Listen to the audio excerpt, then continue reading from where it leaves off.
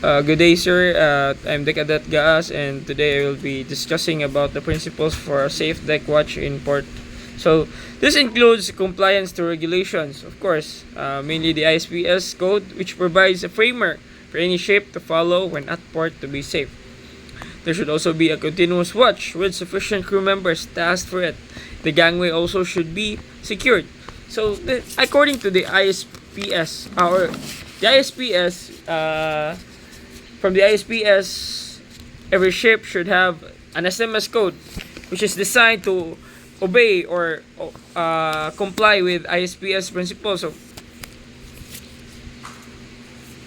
uh, the ISPS code, according to ISPS code, there should be at port there should be lookout still that should be maintained, and also the gangway should be secured.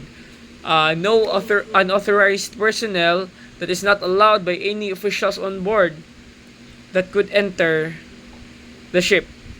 See, that's a basic rule of thumb there.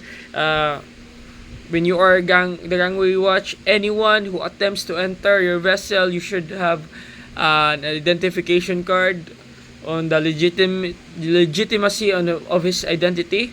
Also, you should also check, double check, and also call captain if those individuals are included in the list of expected visitors, and if not, you verify if what's their intention on boarding your vessel, and all of that that should also be taken into account when you're at port.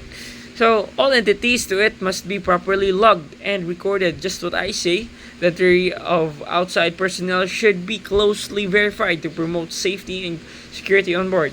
The necessary equipments for watchkeeping should be complete, of course, especially when you have a MARSIC level 3, which is you should be strict on your vessel. You have metal detector, and also you have you'll do physical inspection.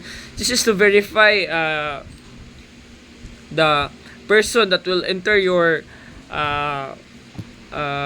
vessel, whether he is bringing something unnecessary or something dangerous for your ship.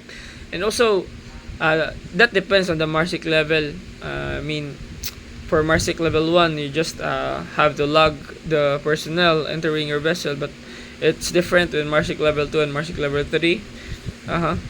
So this is to ensure an efficient watch. Lastly, turnover of watches must be proper, and the incoming duty must be fully aware of the prevailing circumstances before taking over.